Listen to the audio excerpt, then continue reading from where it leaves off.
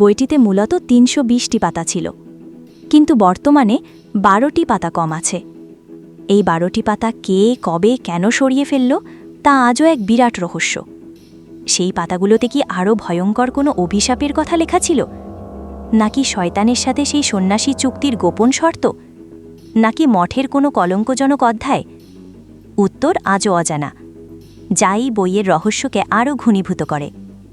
তাহলে বন্ধুরা, কোডেক্স গিগাস বা ডেভিলস বাইবেল কি সত্যি শয়তানের সাহায্যে এক রাতে লেখা, নাকি এটি এক বা একাধিক মানুষের অসামান্য ধৈর্য, শিল্পকলা এবং কঠোর পরিশ্রমের এক অবিশ্বাস্য নিদর্শন? কিংবদন্তি আর ইতিহাস এখানে মিলেমিশে একাকার।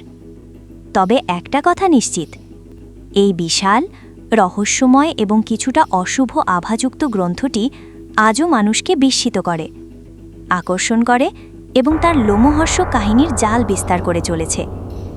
আপনাদের কি মনে হয়, এই বইটির পেছনে কি সত্যিই কোনো অতিপ্রাকৃত শক্তি কাজ করেছিল? কমেন্টে আপনাদের মতামত জানাতে ভুলবেন না।